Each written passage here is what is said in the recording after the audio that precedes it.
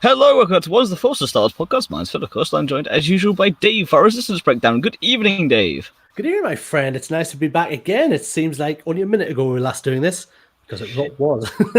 Yes, it was just yesterday. We were on for our Mandalorian breakdown. Of course, we'll be back before we know it as well for our next one. Flies around, sir. Flies around. It does indeed. So, before we get into this particular episode, yes, I know, I noticed a new little ticker go along. So, this is, of course, episode 10, Kaz's Curse. Before we get into the storyline and everything, brief little thought on the episode itself. I love this episode.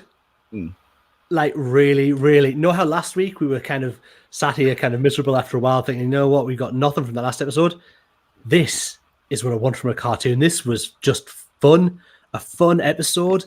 Yes, we didn't really move the story forward again. It was another episode of filler, but this is the kind of filler I was waiting for, and I really, really enjoyed it. Yeah, I mean, I don't love it. I don't hate it. I'm kind of like, not in the middle, but I'm more towards the I like it side. It's just, again, I'm wanting story here at this particular point, I guess. But as we said last week, with the Rise of Skywalker just around the corner, they can't put too much story in at the moment. But no, I enjoyed it. It was good fun. As you said, it is what you want from a cartoon. Yes, it's filler, but this was fun filler. It wasn't another creature feature. It actually had something. It was something different, and I think that's what this show needed. So, yeah, I quite liked it. So, yes, we might as well crack on with it, go through the story itself so we can actually get into what we're talking about here. So for once, as I said, both Dave and I have watched this episode and gone, you know what? Cracking. For a filler, more than happy to have this.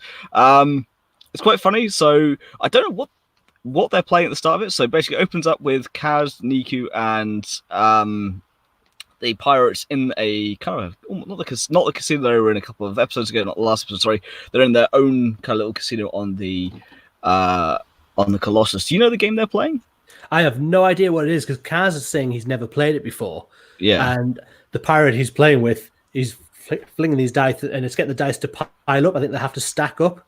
Yeah. And he's going through this and winning massively. Well, they're sabacc dice. They're exactly the same as the sabacc dice. So it's... And it does mention, obviously, that the pirate they're playing with, they're his dice as well. So whether they're loaded so he would win, but he's letting Kaz do those dice, another thing altogether. But yeah, we'll get on. We will get on to that. So yes, of course, as David alluding to there, so they're playing along this game that he's never played before, and somehow he ends up winning and winning big. The pirate warns him not to kind of run his luck. And of course, he pushes it. Of course, he does. Kaz is feeling completely and utterly confident. Niku does warn him, and unfortunately, at this particular point, he just pushes that a little bit too far, and said big pirate comes up and gives him. Basically licks his hand, places it on Kaz's head, and does this curse in some form of language. I'm not quite sure what the language is. But then they go, and Niku's a bit scared. So, you've been cursed now. Of course, everything's going to go wrong. Kaz just blows it off. He's just won a boot full of money, quite literally. All his credits are in a big old boot. Yep. As they're walking on the corridor, light bursts over his head, and then as he goes along, things get progressively worse and worse for him.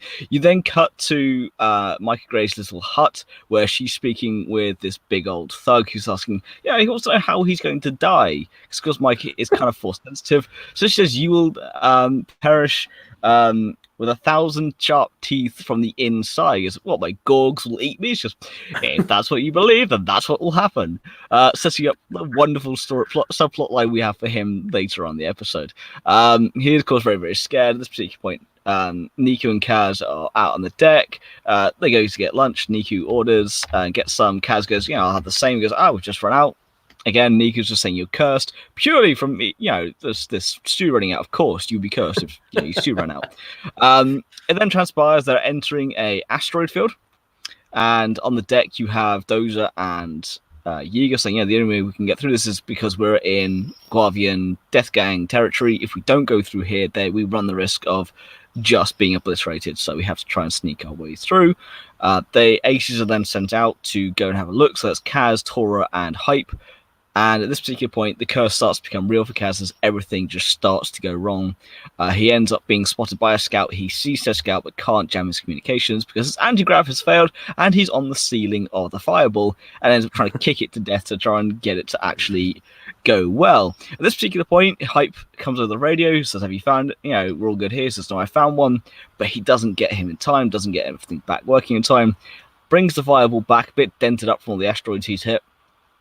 And again, Dozer appears at this particular point on a hologram via Bucket, again asking, so you found them? Go, yeah, well, he kind of lost them, and he goes, unfortunately, you've just alerted us to one of the most deadly gangs in the galaxy. Good job.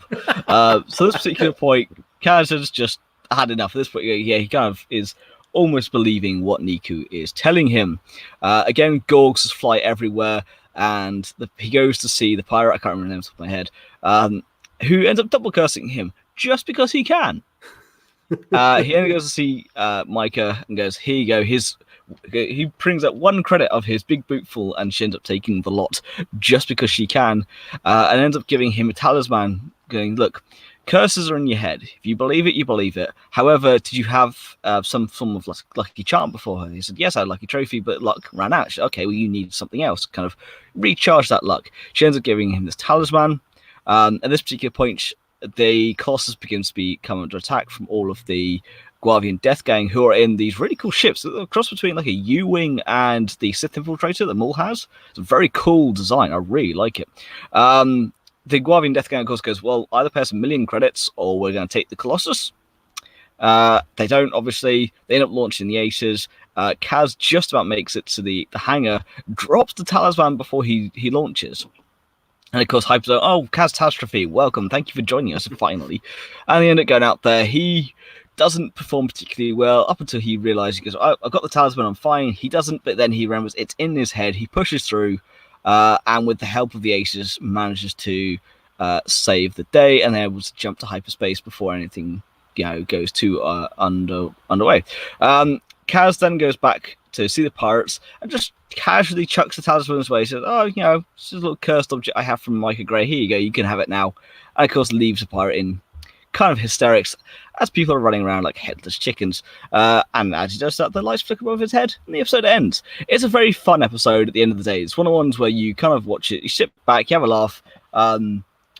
This is what reminds you of what Star Wars was all about in the first place, in the way of it's for kids. This is very much Star Wars. You have your pirates, you have your cantina, obviously, you didn't have to. You have your space, you have your little adventure, you have a laugh.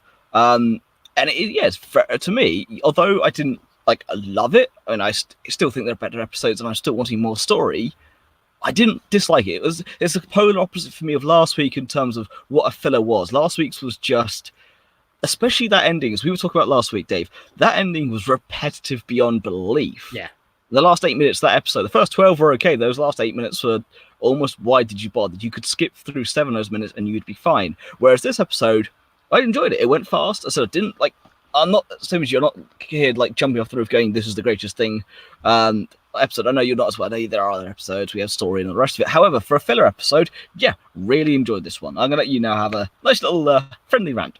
Yeah, I mean, it just came back to, again, what we said last week, that I was wanting more from a filler episode of a cartoon.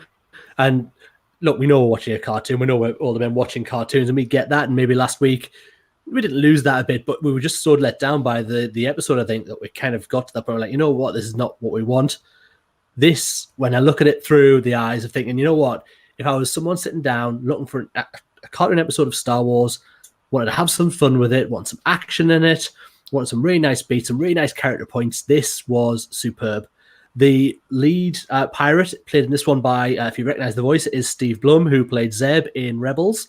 So if his voice is familiar, that is why you recognized him. But yeah, he played a great part. I love that they were just messing with Kaz with the curse thing, and it was just to have a laugh because he'd won their money.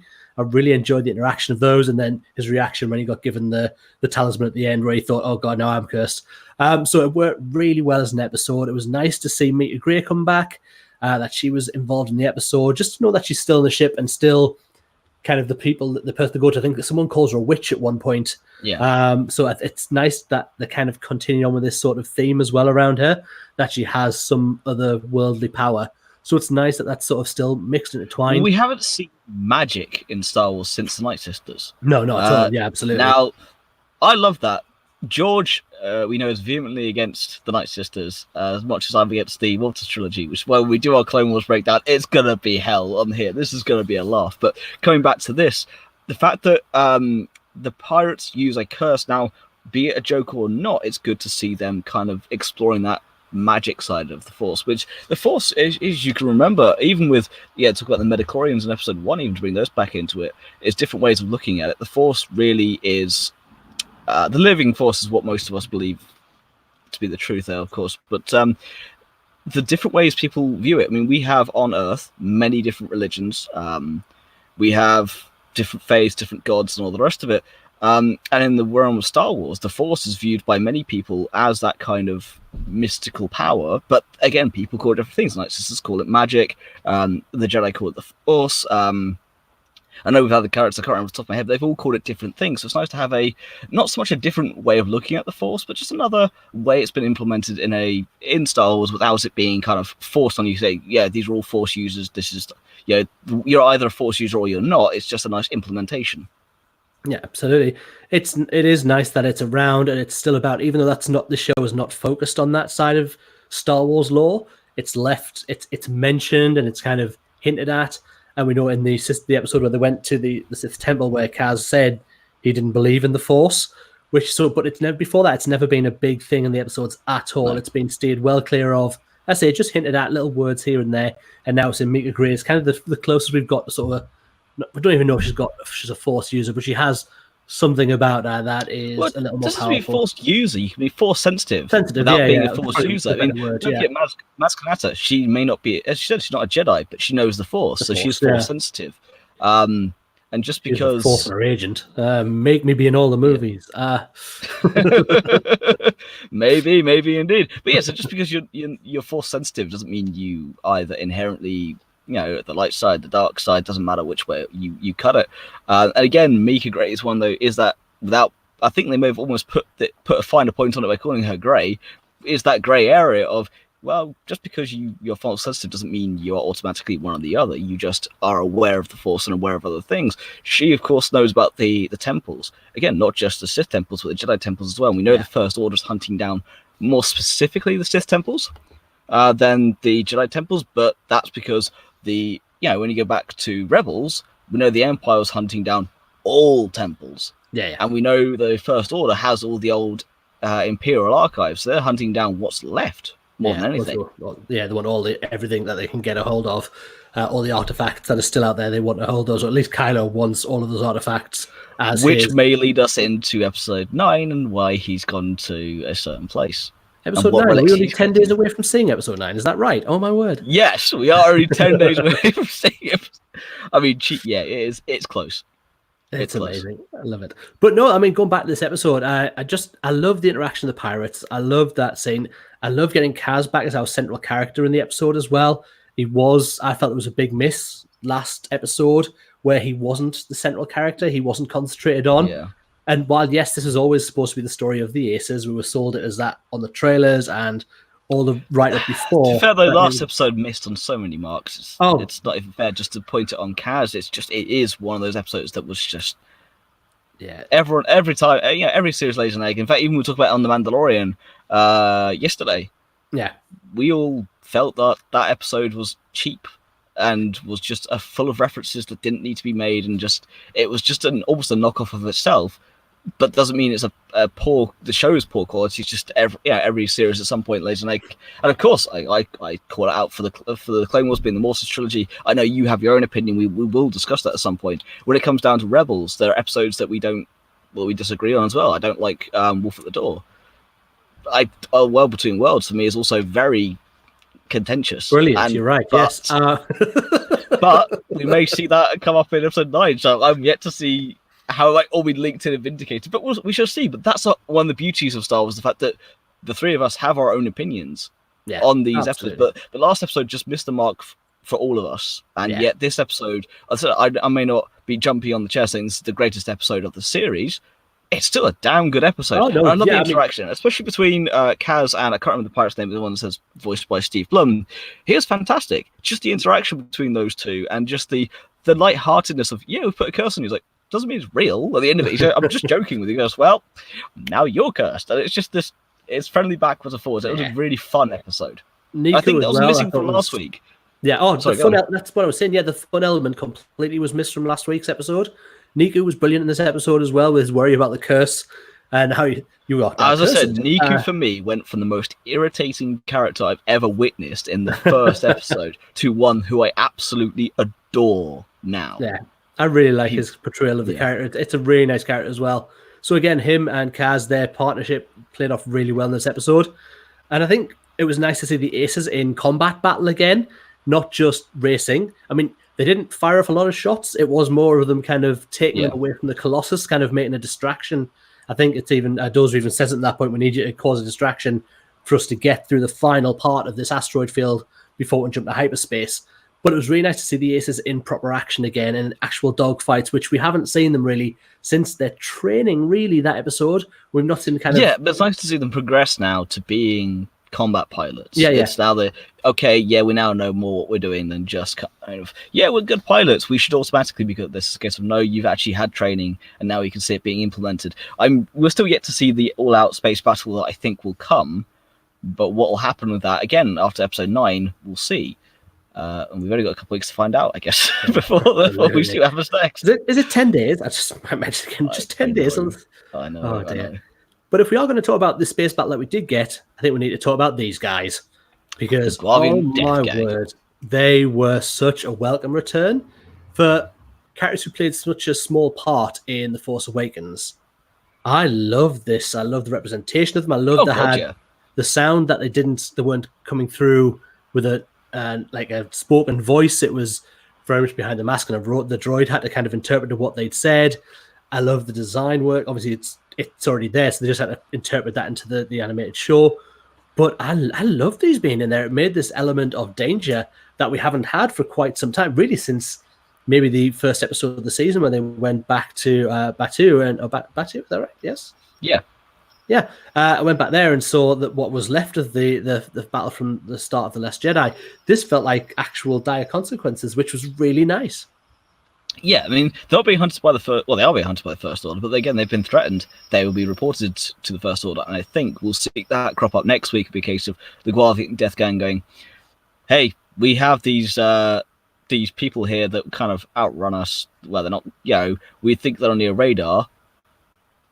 Who will step out the shadows at that point and go, yes, I'm hunting them. Maybe we'll see what goes on there. I mean, it's missing Tam at the moment. I really am feeling her lack in this moment. I really want to know what's going on with her and what her progression is going to be and when or if she'll come back and if she'll survive. We don't even know if she's going to make it back to them or not. Because I have a feeling she won't survive. I have a big feeling she won't survive. Yeah, I mean, to be honest, we've got 9 episodes left of this series now. Yeah. So we are in the back half. We're not getting a break. We're going to go straight through and plow into this. We might have a little break over the festive period, but this show will not. But we will. I really want to see. Yeah, you're right. I miss her story. Like I've said on nearly every one of these episodes, she is my main interest in the story, and it's her progression that I want to see, of whether she comes back or whether she is staying with the First Order, or if that ultimately costs her because she sided with the First Order and not with her friends. If that ultimately makes her pay the price of not. Well, it's why next week's episode. It's why next week's episode is going to be very, very interesting. We'll get onto that in a bit. I will talk about next week's episode towards the end of the show. So there's still a few things we want to talk about in this particular episode. So not only the Guavian Death Gang, who were brilliant in their own right. I want to talk about, as I said, the design of the ship. So the cross between a Sith Infiltrator and a U-Wing is what I thought originally, but it's Maul's ship from episode 1, the Sith Infiltrator, is very much has that design aesthetic to it. I'm very interested to see what they will do with it, if anything. They may not do anything more with it at all, but it's nice to see them give them a bit more flesh on the bone. As you said, they were very underutilized in episode 7. They were heavily marketed as well. They had Black Series figures. They had they pushed to the merchandise. However, we then were underutilized. If you read some of the books, they're in that, but again, not much. We've heard them being mentioned, but then to have them come back and actually have a viable threat and to give another aspect of the galaxy, another control. Of course, we've had the Hut cartels. We've had different gangs take over different territories, and we know there's a big underworld going on. Yeah. And we've also had space control by different people, again, like the Hut cartels, the Mandalorians, like Concord Dawn. You've had the Empire, the Outer Rim. You know that different people control different areas. So I want them now to explore more of that Guavian Death Gang lore, because these are people that although they're almost a blank canvas with how much background you could give them, but they've already got a cool template to start up with. Absolutely. You're right. It was nice to get them fleshed out a bit more. It was nice to see them get given these ships. Now, these have probably been in discussion. They've been probably on some board somewhere for a long time. To give them now to the Death Gang is really nice. And you're right. It was just nice to have a different kind of threat, but one that felt like we really need to get out of their space. We don't want to travel through this area. I'm going to take this back to yesterday's show. If you didn't listen to it, we talked about the Sand People who were in The Mandalorian. Very similar sort of thing. We have to get through their space in order to carry on our mission. This felt more threatening than the Mandalorian Sand People did. Now, interesting point in that. So my friend, as I said, who was watching the show yesterday and who I was messaging, he turned around to me and said, that's just nice to get some culture behind the violence. I'm like, it's not a bad point. I felt differently in terms of what the Sand People could have been in yesterday's show, if you talk about the Mandalorian itself and that particular aspect. But in this particular show, again, culture behind the violence is good, and I want more culture, more lore behind them, because, again, I mean, this bit here, especially, they don't even speak in common. The droid has to translate, and he's not even making that effort. He's just going, you will pay, or you will pay with your lives. Your choice, or we'll hand you over to the First Order, and we will take your vessel anyway. And it's just that the threat there, but without having to go OTT with it as well. It was a very nice, subtle way of doing things. And of course, with the Aces then becoming combat pilots, and of course then actually them managing to get away, but you now know that the First Order will be told. Yeah. It then adds that level of threat that we needed, that we didn't have the last few weeks. It sort of builds on the story without it. It was, I know I said at the beginning it was a filler episode, but now you've kind of said that. Not really. It did move us. It did progress us a little bit. They are moving forward, and now we know. Well, progress is more than the Mandalorian, that's for sure. Yeah, it's going to... Yeah, too right. They've been reported to they're going to report that to the First Order. First Order are going to find out the information that they've traveled through there. So they're kind of still hot on their tracks, and I do hope this leads to a Tam-heavy episode or a couple of episodes.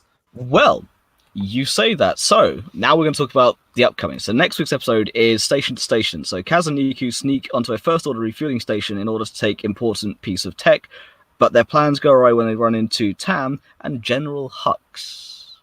Awesome. Oh yes, Hux is back.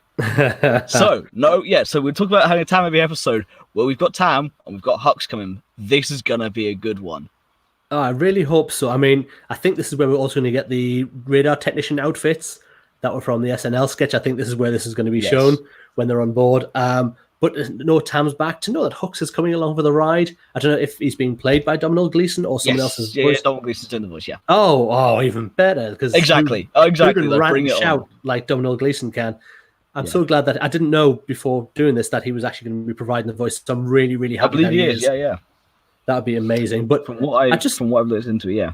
Yeah, I really, really can't wait to see Tam back, especially if they're now going to be able to confront each other, Tam and Kaz, and see she's got slight undertones of wanting to turn back. She is unsure in the decision she's made so far. And it'll be nice to see not over a comlink, but actual face-to-face, if that's what they get, time with each other, how much she is then unsure of herself once she's actually in the presence of her friends. This is going to be the interesting one. So it's not only is it potentially face-to-face with her friends, it's face-to-face with General Hux and her friends. And if you thought Tyranny and Pyre were piling on the pressure, just do wait until Hux comes along. I mean, of course, we know that Hux was out for the Supreme Leader job. We know that if you dare mess up, he will have you shipped off to Starkiller Base, or what's left of it. We know that he is very, very much First Order above everything else. So to see what he will do and what pressure he will apply to Tam and how her decision will then be affected will be interesting. So it's one of those things of this, I think, is going to be the last filler episode probably of the season. We may have one or two more between now, because we've got 9 episodes to go. You can't imagine they'll all be full, heavy story episodes. Being a cartoon show, you're going to expect there's going to be one or two to come to kind of break up the heaviness for the age group. However, I'm very much looking forward to seeing what they're going to do with it. Absolutely. I think once you get to sort of the back 4 episodes, then you really are going to get end of this story progressing really heavily. But so you're right, you might get maybe 1 or 2 more filler episodes. But I'm hoping with the start of this next episode that we're going to really start progressing towards the end game of this series. And this episode just made me happy. It was fun. I enjoyed it. I'm gonna watch it.